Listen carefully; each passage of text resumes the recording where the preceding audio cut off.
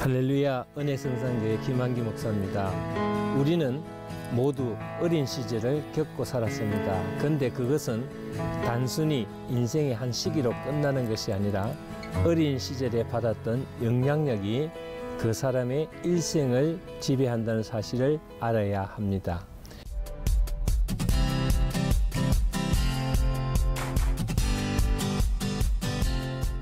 우리가 어린 시절을 다 기억하지 못한다 할지라도 우리는 그때 받은 영향을 받으면서 성장을 해왔습니다.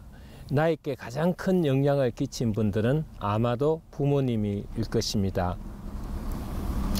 외모, 성격, 생활습관, 기질 등은 모두 다 부모로부터 물려받거나 답석되어졌다고 해도 과언이 아닐 것입니다.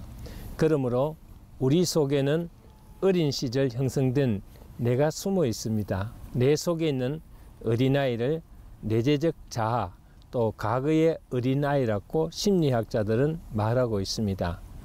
이 세상에는 두 종류의 어린아이가 있습니다. 하나는 어른 속에 잠재된 어린아이고, 또 하나는 지금 현재 신체적으로 소년기의 아이들입니다.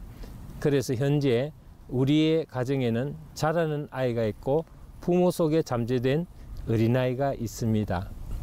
결국 지금 어린아이를 향해 가르치고 영향을 미치는 것은 내 속에 있는 성인아이라고 할 수 있습니다. 그 성인아이가 현재 우리를 지배하고 또 다스리고 있습니다. 부모가 살아왔던 삶의 모습이 자녀들에게 대물림되어 반복된다는 사실이 놀라운 일이 아닐 수 없습니다. 어린 시절에 경험했던 모든 영향이 우리가 어른이 되고 부모가 되어도 그대로 잠재되어서 존재한다는 것입니다. 유년기를 지배했던 어떤 현상이 평생의 삶의 스타일과 의식 구조를 결정하고 지배할 수 있습니다. 우리는 막연하게 우리가 성장했으니 어른이 된 것처럼 생각하지만 사실 어른이 되지 못한 미숙한 점을 가지고 아이들을 대할 때가 많습니다.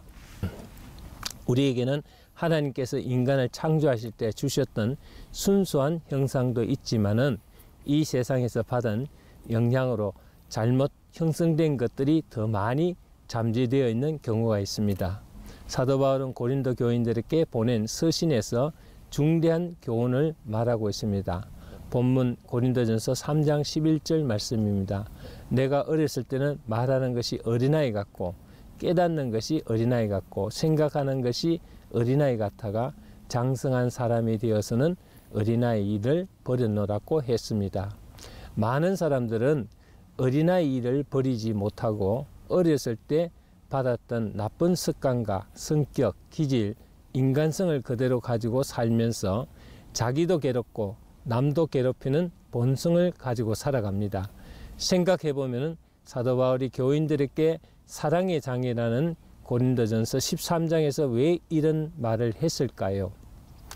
당시에 고린도 교인들은 많은 은사를 받았습니다. 방언도 받고 예언의 능력도 또 방언 통역의 은사도 지식과 지혜의 은사도 받았습니다. 그럼에도 불구하고 사도 바울이 저들에게 신앙의 유치한 면을 보고 있었던 것입니다.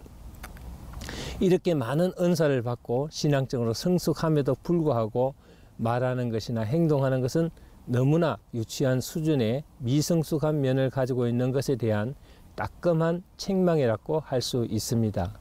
성경을 알고 이해하는 것은 많은데 실제적으로 행동하는 것은 어린아이 같은 수준으로 하는 것에 대한 따끔한 책망이라고 할 수 있습니다.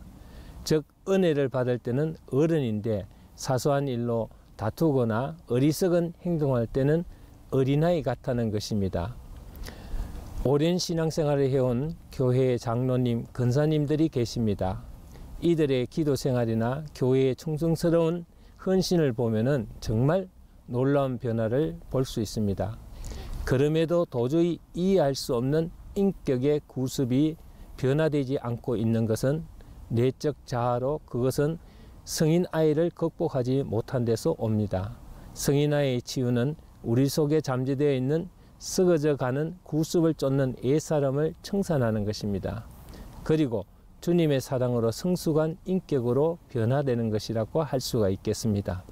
개척 때부터 저를 도와주신 권사님이 한 분 계셨는데 이분 역시 자신 안에 있는 성인 아이가 사라지지 않고 미숙숙한 신앙의 모습으로 저를 힘들게 하셨던 적이 있었습니다. 교회가 어느 정도 성장하면서 새로운 성도가 많이 들어오고 또 교회를 위한 일꾼들이 많이 있음에도 불구하고 개척 당시 자신이 일하는 방법과 목사님을 독점하려는 잘못된 사랑의 방식으로 아무도 목사님께 접근하는 것을 싫어하고 자신의 고집대로 일을 하다 보니 공동체에서 끊임없는 분쟁과 다툼이 일어나서 한 번은 권사님을 부르셔서 이런 얘기를 한 적이 있었습니다. 권사님, 해마다 나무가 자라기 위해서는 나무 맨 꼭대기에 있는 해마다 새순이 나와야 하고 그 다음까지는 해마다 내려가서 아래까지가 되어서 나무의 밑가지로서 튼튼하게 받쳐줘야 그 나무가 건강하게 잘 자라는 나무인데 제일 윗가지가 순수대로 내려와서 밑가지가 되지 않는다면 그 나무는 성장이 멈추어진 죽은 나무입니다.